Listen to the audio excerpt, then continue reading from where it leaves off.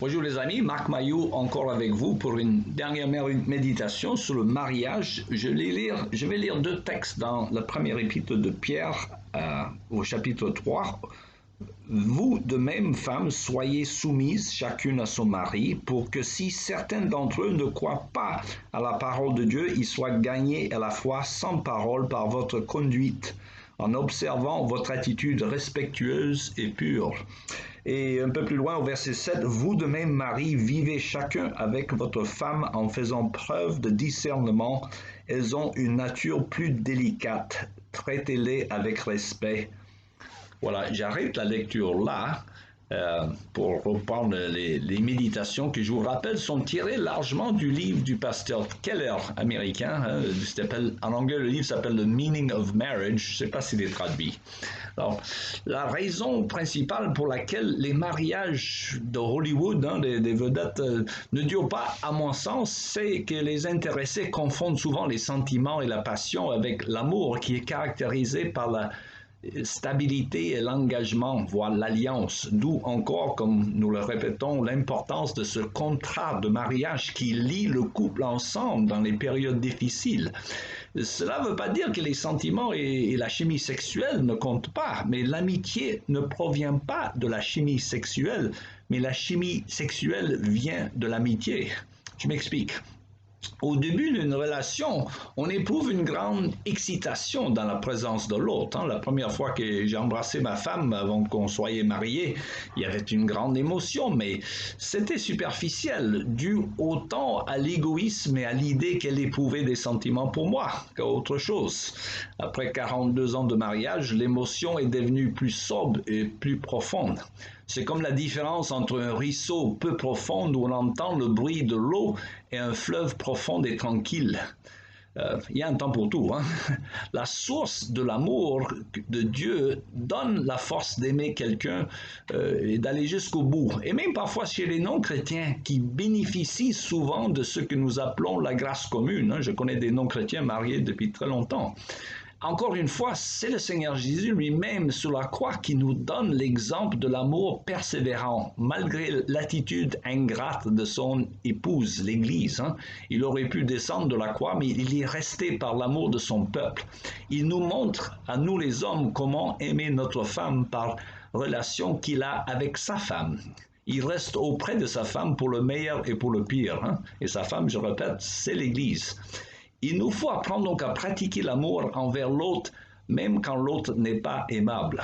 Et c'est comme un enfant envers lequel on pratique de l'amour même quand il est ingrat. On se lève pour lui la nuit, on lui montre toujours de l'amour en faisant des actions d'amour avec le résultat que l'on finit par l'aimer de plus en plus. À force de pratiquer l'amour envers lui, on finit par l'aimer vraiment. Revenons sur notre texte sur le but du mariage. Souvenez-vous qu'on avait lu dans l'Épître aux Éphésiens, et je cite au verset 25, chapitre 5, « Quant à vous, Marie, chacun de vous aime sa femme comme le Christ a aimé l'Église.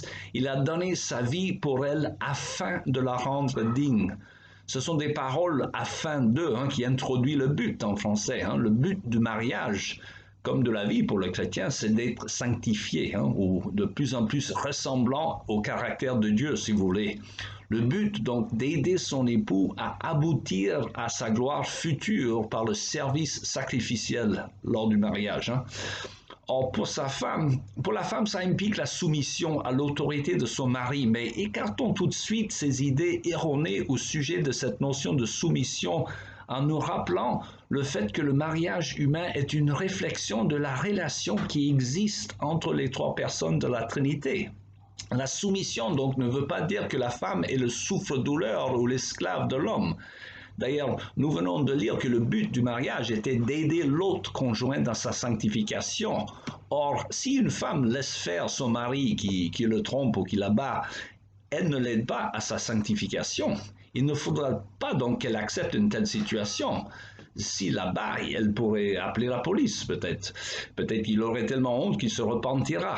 Et c'est donc une conception fausse de soumission que d'accepter des comportements non bibliques. Et Ceci dit, ce n'est pas dégradant pour la femme d'être soumise à son mari, car cela n'est pas dégradant non plus pour le Christ d'être soumis à Dieu le Père. Dans le mariage, nous devons tous jouer le rôle. Le mari joue le rôle de Christ, chef de l'Église, mais la femme joue aussi le rôle du Christ qui, lui, est soumis à Dieu le Père. Le père et le fils sont égaux, on disait ontologiquement égaux, même s'ils ont chacun un rôle différent à jouer. Le père envoie le fils et le fils s'offre en sacrifice. Et bien sûr, il s'agit là d'un grand mystère, mais de même, le mari et la femme sont ontologiquement égaux, mais économiquement différents, c'est-à-dire différents dans leurs rôles respectifs. C'est le rôle du mari d'aimer sa femme, comme le Christ a aimé l'Église et s'est sacrifié pour elle. Et c'est le Christ, le chef, qui sert l'Église, comme Jésus a montré d'ailleurs dans l'Évangile de Saint Jean, chapitre 13, lorsqu'il a lavé les pieds de ses apôtres. Le mari, le chef, est appelé donc à servir sa femme, comme le Christ a servi l'Église. Ce n'est pas donc rabaissant pour le Seigneur Jésus de se soumettre au Père au service de l'Église. Et cela ne doit pas être rabaissant non plus pour une femme de se soumettre à son mari. De plus, comme dans le cas du Christ à l'égard de l'Église, la soumission de Jésus à la volonté du Père est volontaire. C'est quelque chose qu'il offre de son propre gré. Ce n'est pas quelque chose qui lui est imposé. Et de même, la soumission de la femme à son mari dans le mariage est quelque chose qu'elle offre volontairement et non pas quelque chose qui lui est imposé. Beaucoup de nos contemporains butent sur la notion de la soumission de la femme. Je me souviens d'avoir entendu des ricanements lorsqu'on a prononcé ce mot lors de mariage. Mais je vous rappelle encore une fois que le chef, le mari, n'exerce son autorité que lorsqu'il y a des décisions où les couples ne peuvent pas s'entendre. C'est rare, avec ma femme, 99% des décisions que nous prenons dans le mariage sont par accord mutuel. Il arrive rarement que je suis obligé de trancher et d'imposer, pour ainsi dire, ce que je constate, ce qui est meilleur pour la famille. Alors, si un homme et une femme sont égaux, ils sont aussi complémentaires psychologiquement comme physiquement.